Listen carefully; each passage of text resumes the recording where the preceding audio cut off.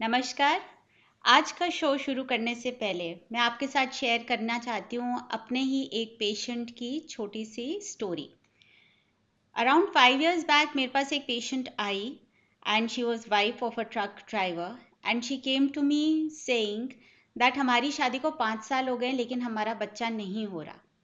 Usually क्या होता है, हम सबसे पहले उनकी सारी इन्वेस्टिगेशंस देखते हैं, गर्ल की भी और बॉय की भी, हस्बैंड वाइफ दोनों की। एंड मैंने देखा कि वो दोनों का फिजिकल स्टेटस, स्पर्म प्रोडक्शन, ओवा, हार्मोन सब कुछ ठीक था। एंड वो काफ़ी सारे डॉक्टर्स के पास होके आई थी, लेकिन वो कहती है कि इवेंचुअली उसे आईवीएफ करने के लिए बोला गया है, but the background that she came from, she did not have enough money, so she had come for a second opinion. जैसे ही उसको एग्जामिनेशन के लिए मैंने अंदर लिया और थोड़ा सा उसको प्राइवेट स्पेस मिला, she came up with something that was really astonishing and like I was taken aback. And मुझे ये समझ में आया उससे धीरे धीरे से बात करके कि वो लोग एक्चुअल में इंटरकोर्स उन्होंने कभी किया ही नहीं है।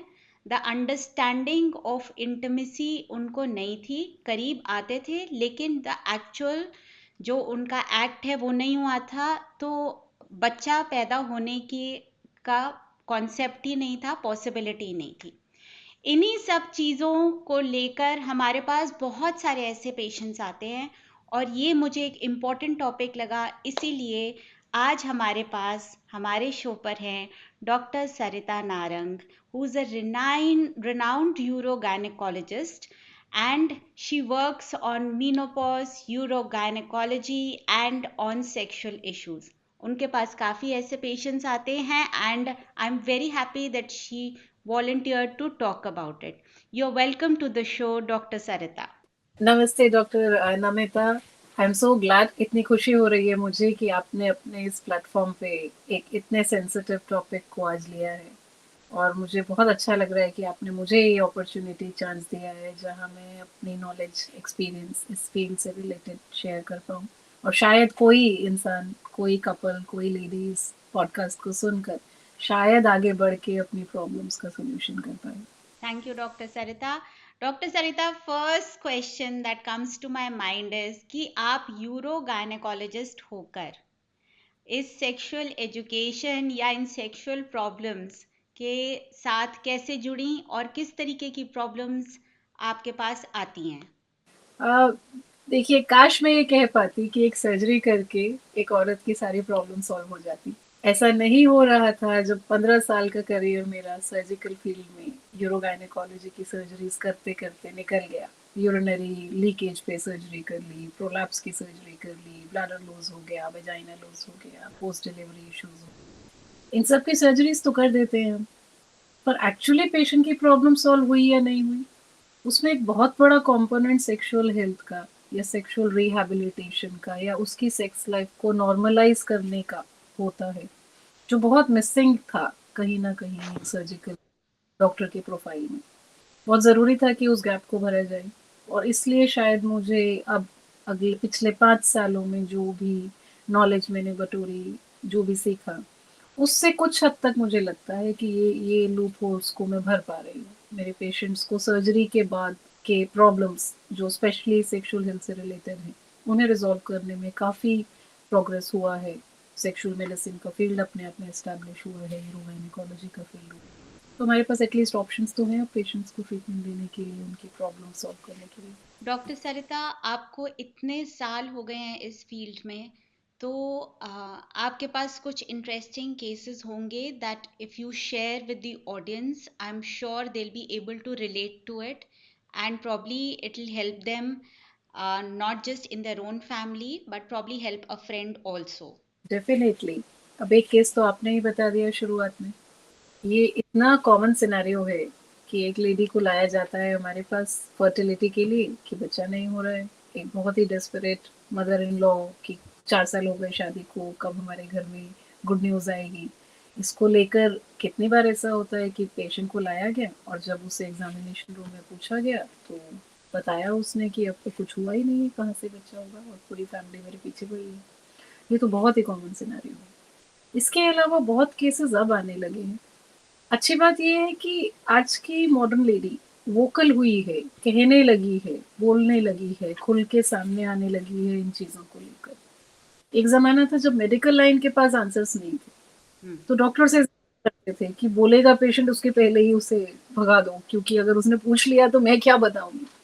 अच्छी बात ये अब डॉक्टर्स के पास नॉलेज है, ट्रेनिंग है, तो केसेस जो हम सुनते हैं आजकल बड़ा कॉमन है लैक ऑफ सेक्सुअल डिज़ायर। एक लेडी की सेक्सुअल ड्राइव या डिज़ायर खत्म हो रही है। सिर्फ लेडी की नहीं, मेन की भी हो रही है। ओके। आज दोनों में हम ये देख रहे हैं कि इस मॉडर्न फास्ट पेस सोसाइटी में एक लैक ऑफ सेक्सुअल ड्राइव हो रहा है। क्यों हो रहा है, इस पे हम आराम से बात कर सकते हैं। दूसरा है पेनिट्रेशन इश्यूज जो हम बहुत देखते हैं। वैजिनिस्मस के केसेस बहुत आते हैं जहाँ पे पीनिस वजाइना में जा ही नहीं पाता। एक कंप्लीट सेक्सुअल एक्ट या कंज्यूमेशन ऑफ मैरिज ओके। है, नॉन कंज्यूमेशन ऑफ मैरिज, एक शादी जिसमें शारीरिक संबंध बन ही नहीं पाए हैं हम्म। और वो इतने स्ट्रेसफुल फेज में से निकल रही है कि डिवोर्स होने के एकदम कगार। तो ये केस बहुत आता है हमारे पास, और सिर्फ अरेंज मैरिजेस में नहीं, लव मैरिजेस में भी। ओके। कि एसोसिएशन है, 10 साल से जानते थे, अब साथ में अभी 2 साल 5 साल शादी को हो गए हैं, और पर अब पेनिट्रेशन हो ही नहीं पाता है, तो अटक गई है वहाँ पे एक कि प्रॉब्लम एक वहीं पे अटका हुआ है, और अब फैमिली का प्रेशर आ रहा है बच्चा करने के लिए।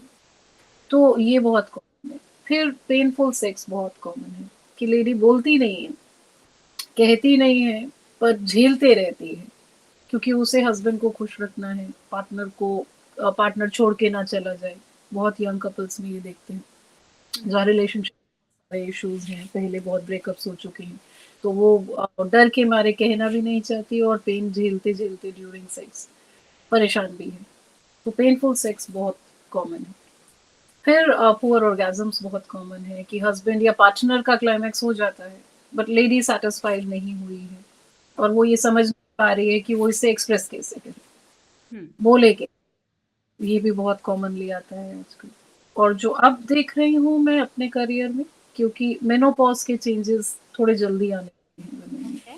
जो टेक्स्ट बुक कहती थी कि 50 पे मेनोपॉज आता है, 50 या 50 के बाद, अब हम चेंजेस देख रहे हैं थोड़ा जल्दी। लेडीज नोटिस भी करने लगी हैं क्योंकि अवेयरनेस बढ़ी है, और कुछ तो because environment, food, lifestyle, everything is lot of stress, बहुत स्ट्रेस है।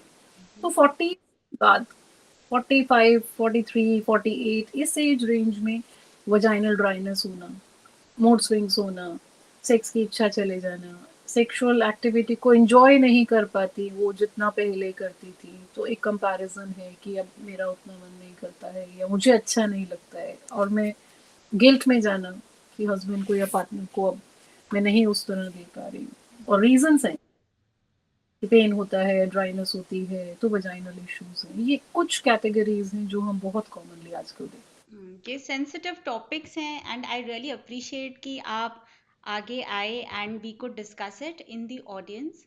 मैं आपके साथ पहला वाला पॉइंट डिस्कस करना चाहूँगी, loss of desire. Loss of desire क्यों है? क्या ये दोनों मेन और वेमेन दोनों में है? और why is it in today's world, why it was not earlier? आप इसके ऊपर इलेबरेट करेंगी प्लीज? बिल्कुल, देखिए लॉस ऑफ डिज़ायर या सेक्सुअल डिज़ायर ना होना, या मेरी सेक्स की इच्छा कम हो गई है, या मुझे मन ही नहीं करता, ये एक स्टेटमेंट है जो हम, और ये सिर्फ औरतों की तरफ से नहीं आ रही, ये हम औरतों से सुन रहे हैं उनके हस्बैंड्स के लिए है। कि मेरी है और हस्बैंड को मनी नहीं है।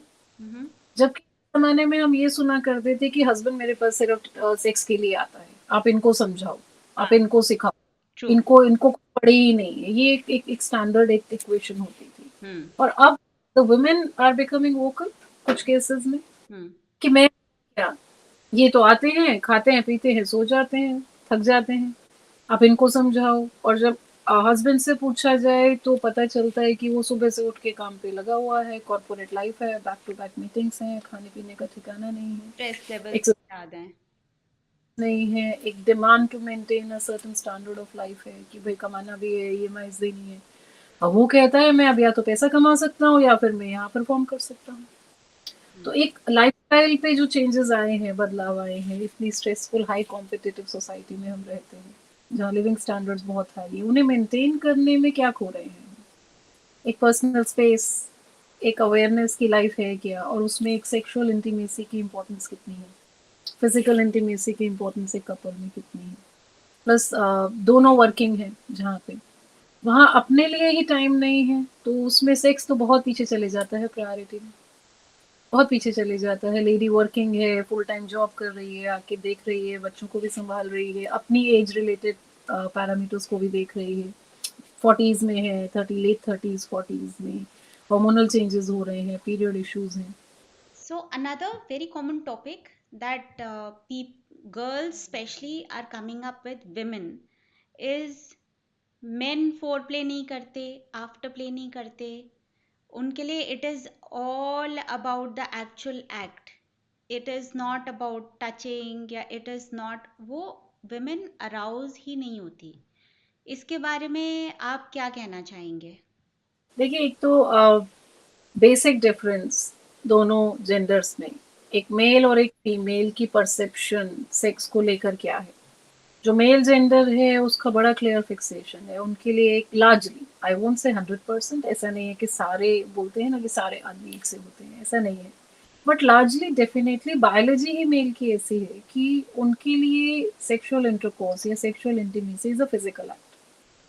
दे can have sex with a woman whom they may not love, जो सेक्स वर्कर्स हैं या कहीं पे नीड जहाँ पे आ गई पहले, they do not be involve emotionally with a woman to have sex with them, है ना। वाइल फॉर वुमेन, अगर एक कमिटेड रिलेशनशिप में है, एक सेफ जोन में है एक आदमी के साथ में, तो उसके लिए इमोशनल इंटीमेसी पहले आ जाती है, इमोशनल सेफ्टी पहले आती है, और फिजिकल इंटीमेसी या sexual activity becomes extension of emotional intimacy. माने एक लेडी किसी भी ऐसे ही किसी भी आदमी के साथ जाके सो जाएगी या सेक्स कर लेगी, ये नहीं होगा। उसको एक सेफ्टी इंडेक्स होना चाहिए उस आदमी के साथ, उस मेल के साथ, उसे जब तक इमोशनली सेफ नहीं लगेगा, she will not be able to bare herself, She needs है to ना। feel secure with that person. Emotionally secure, physically safe, not threaten, जहाँ पे आप वल्नरेबल एक हो जाते हो ना, कि आप एक बड़े ही एक इंटीमेट से जोन में हो। Yes. तो ये आइडियोलॉजी एक बेसिक ही अलग है, 100% नहीं है, बहुत चेंजेस हुए हैं लास्ट डिकेड में, पर ये कम्युनिकेट कौन करेगा एक दूसरे को। तो द की जो है एक फुलफिल्ड सेक्सुअल एक्टिविटी की, वो कम्युनिकेट, अंडरस्टैंडिंग कि दोनों जेंडर्स में एक बेसिक डिफरेंस है। देयर विल बी टाइम्स जब एक मैन की प्योर नीड है और वहाँ वाइफ हेल्प कर रही है उसे टू रिलीव हिमसेल्फ, और एक हो सकता है कि एक वाइफ की या एक लेडी की एक इमोशनल नीड है, Yes. जिसमें को जाके पहले वो एक प्रोसेसिंग पूरी करनी है और तब physical part of sex accomplish होगा। अब ये किस लेवल पे ब्लॉक है, ये समझना कपल के लिए जरूरी है। तो जब भी कोई लेडी हमें आके कहती है ना कि इन्हें तो बस सेक्स की पड़ी है, ये तो बस 2 मिनट में काम खत्म करना चाहते हैं, है ना, इन्हें समझ ही नहीं आता मुझे क्या चाहिए, तो बात ये है कि इन्हें समझाएगा कौन। तो जब आपके तक हम, हिसाब से ये जो कम्युनिकेशन गैप है, जब man wants a particular thing, woman wants another thing, so who gets satisfied, और ये किस तरीके से कम्युनिकेट और क्यों नहीं करते हैं communicate? Why do you think because don't? Because we assume, ये जो हमारी आइडियोलॉजी है ना, हम्म। जो हमें मूवीज से मिली है या एक हमारी परसेप्शन ने दी है कि कैसे होता है रोमांस, कि दूसरे को मेरी बात समझ में आनी चाहिए ना, कोई ऐसा मिले जो समझ जाए, जो बिना मूवीज में बोले। देखते हैं, आपको लगता है ये मूवीज में देखा जाता है ज्यादा कि? हाँ, देखिए, मीडिया है, कुछ हमारी अपनी इमोशनल नीड्स हैं कि वुमेन इन जनरल वांट कि कोई उनकी बात समझ ले, कोई तो हो तो समझ ले बिना कहे, इतना तो समझना चाहिए ना, 20 साल हो गए शादी को। बात यह है कि टेलीपैथी किसी को भी नहीं आती। जब तक हम ये नहीं करेंगे दूसरे पार्टनर को कि आपको क्या पसंद है क्या नहीं, सिंपल एग्जांपल्स देती हूँ, light of and light on, एक पार्टनर के लिए बहुत टर्न ऑन हो सकता है और एक बहुत टर्न ऑफ हो सकता है ना। Undergarments of very early in the act, बहुत जल्दी अंडरगारमेंट्स निकल गए एंड इमीडिएटली एक्ट में आ गए, किसी के लिए बहुत टर्न ऑफ हो सकता है और किसी के लिए बड़ा एक क्विक सा एक रिलीफ हो सकता है, एक अर्ली मॉर्निंग इंटीमेसी में, कि सुबह सुबह मूड हो गया और जल्दी जल्दी कर लिया बट बड़ा सेटिस्फाइंग था। So based on your mood, based on आपको उस टाइम चाहिए क्या, आप थके हो, एक सूथिंग मसाज आप एक्सपेक्ट कर रहे हो, एक जेंटल फोर प्ले एक्सपेक्ट कर रहे हो, और पार्टनर आके सीधा इंडल्ज होने लगता है, तो आपका टर्न ऑफ भी हो सकता है, आपका मूड चेंज हो सकता है, आप गुस्सा हो सकते हो, फिर आप मुंह फेर के सो जाते हो। तो rather than keeping this thing stretched and strain कि इसको बढ़ाते ही चले जाओ, क्यों ना खुल के बात कर लो। जहाँ कपल नहीं कर पाता वहाँ काउंसलर करते हैं कि हमें करने दीजिए वो रोल, ताकि हम बिना बिना जजमेंटल हुए, एक बड़े नॉन जजमेंटल तरीके से, ब्लेम गेम किए बिना क्लियरली बता दें कि भाई आप ब्रश करके आया कीजिए बेड से पहले। औरतें ये भी नहीं कह पाती कि मुंह से गार्लिक किसने ला रही है, खाना खा के सीधा आ गए हैं। Alcohol, smoking okay. और ये स्मेल मुझे टर्न ऑफ कर देती हैं। कई बार हस्बैंड्स को लेडीज के साथ उनका एक पर्टिकुलर परफ्यूम है जो हेडेक दे देता है और वो बोल ही नहीं पाता। हाँ। और वो वही परफ्यूम लगा के आई है बेडरूम में और उसको हेडेक होना शुरू हो गया। वो कहे भी कैसे कि आप ये मत लगाओ। तो इतनी छोटी छोटी सी चीजें हैं। टच कैसे करना है, अभी सिंपली बहुत ओपनली कहूंगी, कुछ लेडीज को ब्रेस्ट पे टच अच्छा लगता है, किसी को शायद नहीं भी लगता हो। ओके। बहुत जल्दी उन स्टेप्स पे पहुंच जाना जो लेडी शायद स्लोली एक्सपेक्ट कर रही है और बोल भी नहीं रही है, और उस टाइम तो कर लेगी पर बाद में फिर डिससेटिस्फाइड आएगी, तो फिर कंप्लेन तो रहेगी कि नहीं मुझे तो नहीं सेटिस्फैक्शन हुई। तो ये कम्युनिकेशन बहुत ज़रूरी है फिजिकल अच्छी इंटीमेसी के लिए, एक फुलफिलिंग रिलेशन के लिए। सो कहीं इन सब चीज़ों पे आपको लगता है कि अगर बचपन में पेरेंट्स ने बात करी होती कि सेक्स होता है किस तरीके से, या मतलब आपकी वेरी एग्जिस्टेंस हर बच्चा पूछता है कि मैं कैसे आ गया आपके पास, मतलब मैं कैसे पैदा हो गया। एक 4 साल का बच्चा भी आपके पास मैं कैसे आया, मतलब how is it like that, they also ask. तो आपको लगता है ये जो कम्युनिकेशन गैप आता है हस्बैंड वाइफ के बीच में या कोई पार्टनर्स के बीच में, लिव इन हो गया या जिस भी तरीके का रिलेशनशिप है, is it somewhere connected to the mental health, to the sex education जो शायद आपको बचपन में मिली थी, नॉट जस्ट मतलब स्कूल में तो खैर नहीं होता मुझे लगता है। Could the parents have spoken about it at home, घर पे बात हो सकती थी इस बारे में? बिल्कुल, एब्सोल्युटली 100%। नमिता जी, एक छोटी सी बात बताइए मुझे कि आप आज जैसे हो, जो आज आपकी पर्सनैलिटी है, उसमें कितना परसेंट ग्रूमिंग आपकी मदर और फादर से आया है? I would say 90-95%। तो इमेजिन कि जब हमारी एक general personality, perception of life कि मेरे घर में किचन में क्या कौन सी रेसिपी से बनता है, वो भी कहीं ना कहीं मेरे मदर के पैटर्न से अफेक्टेड है, इन्फ्लुएंस्ड है। So true. राइट। हाँ। मेरा डिसिप्लिन, मेरी चीजें, मेरा बात करने का तरीका, मेरा लड़ाई झगड़ा करना, वो भी मेरे फादर के पैटर्न से कहीं ना कहीं अफेक्टेड है, या कहिए कि इन्फ्लुएंस्ड है, क्योंकि पैसिवली है। करेक्ट। तो जहाँ इतनी सारी चीजें बच्चों को सिखा रहे हैं, डिसिप्लिन, साइंस, मैथ्स, सारे सारे सब्जेक्ट्स हम पढ़ा रहे हैं, पर जब ये मोस्ट इम्पॉर्टेंट रिलेशनशिप एक लाइफ में आता है, जिसमें आप एक टोटली स्ट्रेंज इंसान के साथ जिंदगी निकालने चल रहे हो, और उसका कोर एक एक फिजिकल इंटीमेसी, जो वही तो डिफरेंस है ना, एक अच्छी कंपेनियनशिप और फ्रेंडशिप वर्सेस अ मैरिज। हम्म। घूमने के आने जाने के लिए, कॉफी पीने, मूवी, तो आपको बहुत फ्रेंड्स मिलेंगे, और अच्छी बात है एक मैरिज में फ्रेंडशिप है, बट क्या एक चीज है जहां से लाइफ आगे बढ़ेगी इस यूनिट की? Physical intimacy, sexual intimacy. अगर उस पे मैंने ट्रेनिंग नहीं दी मेरे बच्चे को कि हाँ what it takes to keep a family complete, एक रिलेशनशिप को आप आगे पूरा कैसे करोगे, तो कहाँ बढ़ेगी बात आगे? फिर तो अधूरी रह गई ना नॉलेज और ज्ञान। तो चीजें जो बहुत छोटी हैं, जो कहीं ना कहीं घर में आनी चाहिए, कहीं पे एक माहौल होना चाहिए जहाँ बच्चा खुल के बात कर सके। बाकी तो बच्चों की क्यूरियोसिटी है, क्वेश्चन लाएंगे, हम आंसर करेंगे।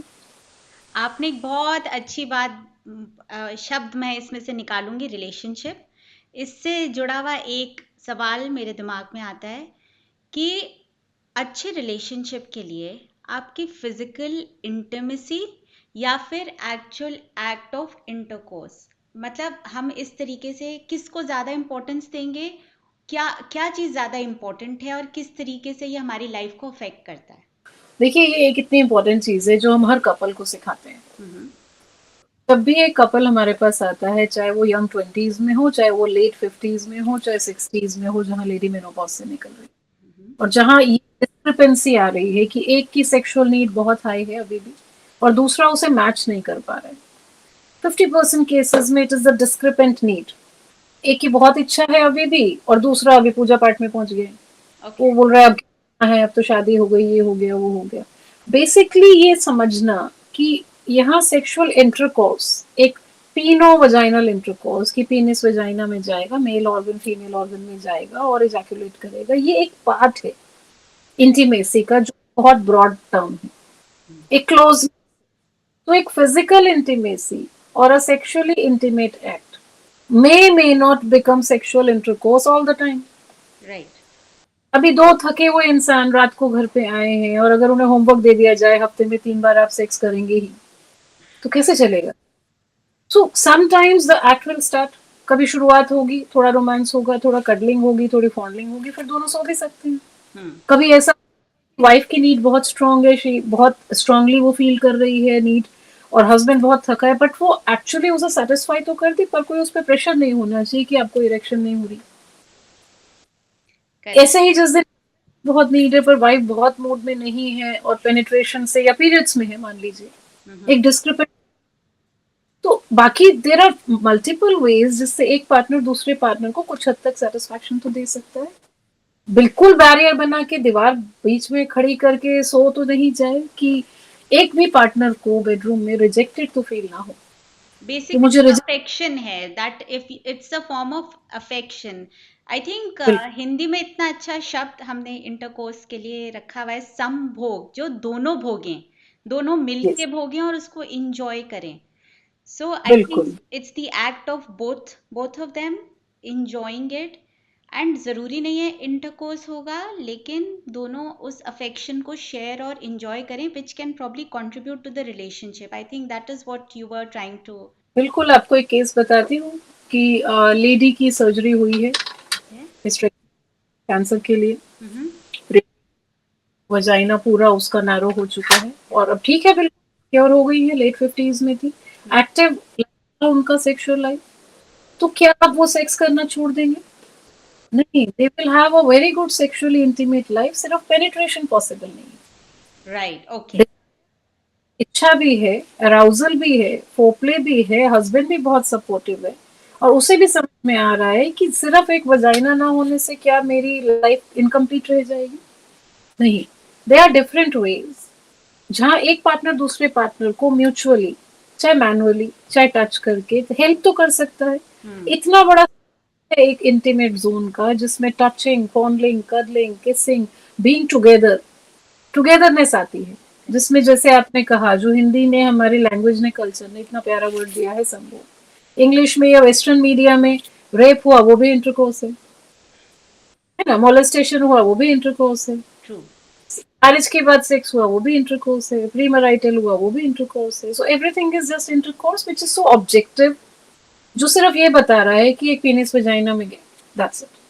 व्हाइल पूरा कल्चर इस बात पे कहाँ से हम चल रहे हैं, कहाँ हमारे मंदिरों में, खजुराहों में, यू नो अजंता एलोरा के केव्स में, सब जगह इतना डिपिक्शन इतना ब्यूटीफुली दिया है कि जो एक्टिविटी फिजिकल टच की साथ में महसूस की जाए, जिसमें एक टुगेदरनेस आए, साथ आए, वो है संभोग, तो आप साथ में उसको एंजॉय करें, इतना प्यारा आपने वर्ड दिया।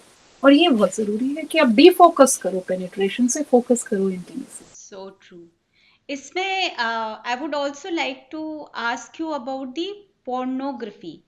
पोर्नोग्राफी टीनेजर्स के बारे में हम बाद में बात करेंगे, पर अभी सपोज मैरिड रिलेशनशिप में अगर if one of the partners is watching pornography, can it affect the marriage और the relationship?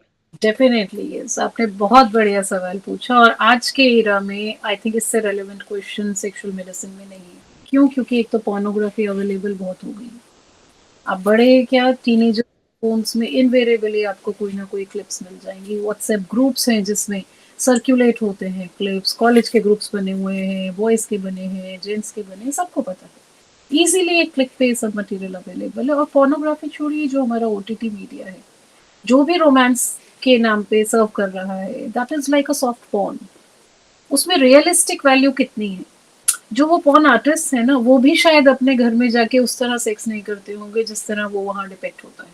So true. You know, enhanced organs, the angles, the positions are so fixed. वो curiosity, वो जो mind उस time उसे experience करता है, जो उसकी एक क्यूरियोसिटी वैल्यू कह लीजिए या हाई वैल्यू कह लीजिए, वो एक डोपामिन रिलीज करता है जो नेचुरल वेज में पॉसिबल नहीं है। True. It is just like अगर आपको कॉफी के 2 चम्मच डाल के कॉफी पीने की आदत पड़ जाए, हम्म तो एक जो नेचुरल लेवल है कैफीन का एक छोटे कप का, जो एक स्टैंडर्ड होना चाहिए, एक हेल्दी होना चाहिए, वो आपको कभी स्ट्रॉन्ग लगेगी ही नहीं। इट्स अगर लाइक आपको it's a drug, okay yes it's tendency कि आपने 4 चम्मच शक्कर डाल के चाय पी है, तो आपको 1 चम्मच शक्कर की चाय कैसे अच्छी लगेगी? जो करेक्ट नेचुरल हेल्दी है, जो आपको लॉन्गेविटी देगी। हम्म ऐसे ही कि जब धीरे धीरे एक रिलेशनशिप में एंक्रोच कर जाती है, तो बड़े अनरियलिस्टिक एक्सपेक्टेशन सेट कर देती है जो रियल लाइफ में नहीं हो सकते। नहीं हो सकते। कोई भी लेडी जो आपका घर संभाल रही है, बच्चे भी उसके हुए हैं, उसको एज रिलेटेड चेंजेस आ रहे हैं, वो उन पॉर्न एक्टर्स या एक्ट्रेसेस की तरह ना दिख सकती है ना मेंटेन हो सकती है। सो इट्स लाइक समथिंग जिस तरीके से हम कोई हमें मालूम है कोई चीज़ हमारे लिए खाने के लिए अच्छी नहीं है, उसको हमें हमारी डाइट से निकाल ही देना चाहिए।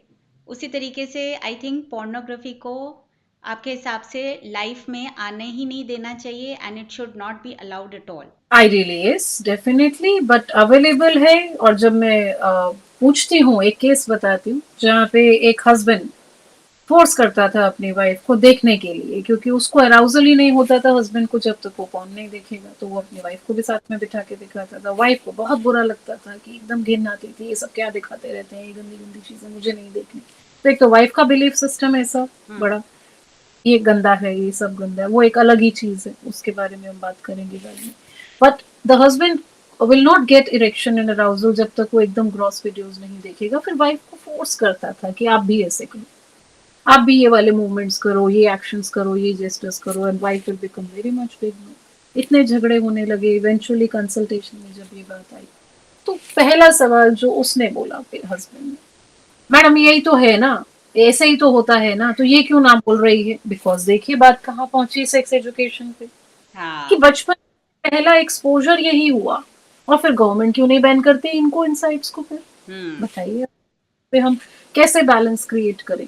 तो देखिए अवेलेबिलिटी तो एक शॉप में चॉकलेट्स की भी है, कैंडीज की भी है, आइसक्रीम की भी है, बाजार में मिल रही हैं चीजें, तो हम जाके जंक फूड खा रहे हैं। हम्म अब इसकी कहाँ आएगी? जो इस हस्बैंड को एक चीज शुरू से बता दी गई होती, स्कूल से घर में समझा दिया गया होता कि एक नॉर्मल सेक्सुअल लाइफ क्या होती है, हम्म एक साथ रहना क्या होता है, कंसेंट क्या होती है, दूसरे की एक्सेप्टेंस और उसकी प्रेफरेंसेस को इम्पोर्टेंस देना कितना जरूरी है, तो ये क्यों उन चीजों को एक स्टैंडर्ड मानता?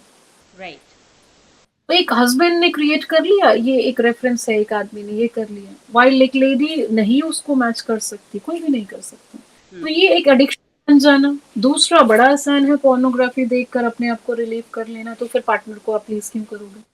राइट इजी वे, हम्म बहुत इजी है कि एक पार्टनर अगर उस तरफ गया तो उसे एक इजी वे आउट मिल गया, फिर वो क्यों रिलेशनशिप पे काम करे? It's basically destroying the marriage then because other partner तो फ्रस्ट्रेट होता है फिर।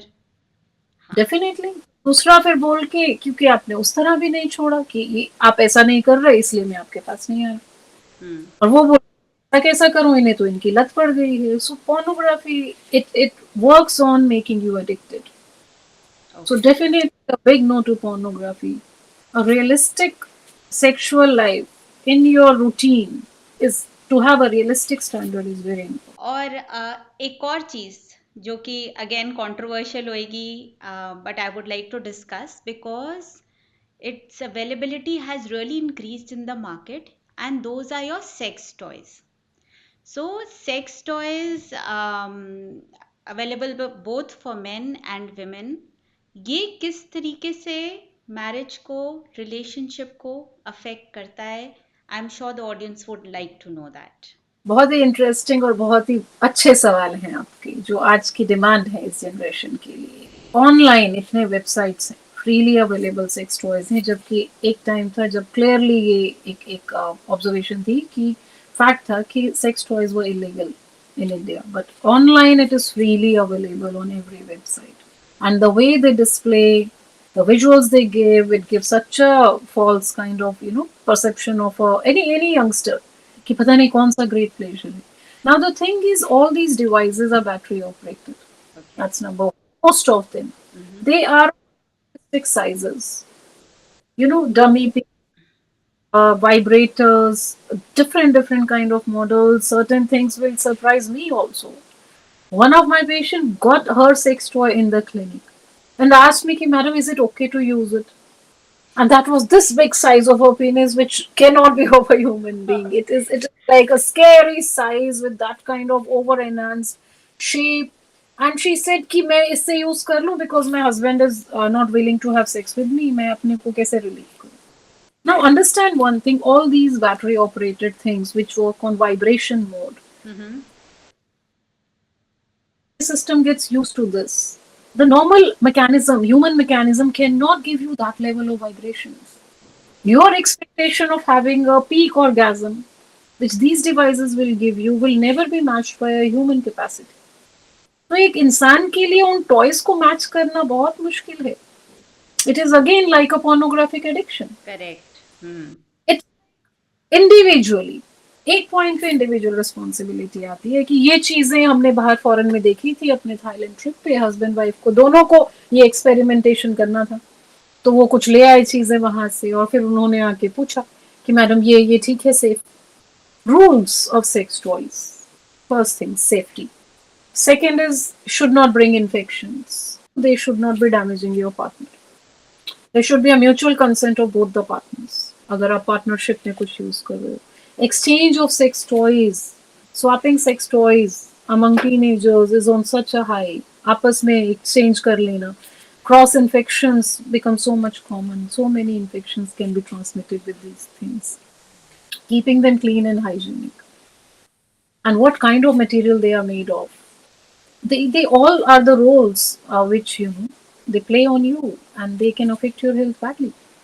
ये रिस्पॉन्सिबिलिटी के साथ कोई यूज करता है vibrator, individual responsibility, and is very open कर रहा है यूज और उसे पता है ये प्रॉब्लम हो सकती है और उसके पास आने का मेरे पास उपाय है कि मुझे पता है मेरे को प्रॉब्लम होगी, मैं ओपनली जाके गायनेक से मिलूंगा और बताऊंगा ये या बताऊंगी, तो may be it can be taken into account. But आप जाके इंफॉर्मेशन नहीं बताओ कि आप यूज कर रहे हो और आपकी गायनेक कंफ्यूज्ड कि अरे ये वजाइनल डिस्चार्ज जाता ही नहीं है, जाता ही नहीं है, क्या यूज करते हैं. And I can tell you use weirdest things.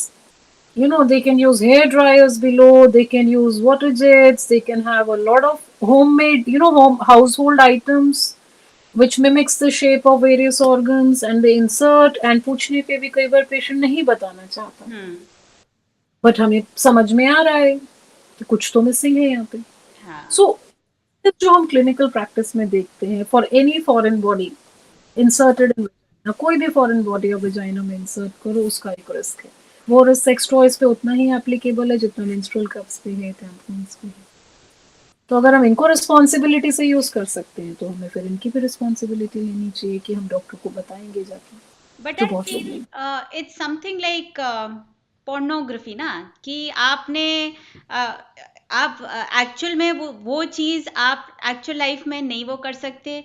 And जिस तरीके से पोर्नोग्राफी को कंट्रोल करना मुश्किल होता है, मुझे लगता है सेक्स टॉयज को भी कंट्रोल करना मुश्किल होता है. And it affects your married life, the relationship, and as much as possible it is better to not have it in the relationship rather than to have it and then have a control over it. It's definitely very much advisable if you want a strict or let us say addictive or a best advice. No sex, no sex toys, no pornography if you want a realistically happily fulfilled sexual life in future, even if you are single and even if you are in a relationship. Avoid these two things as far as possible.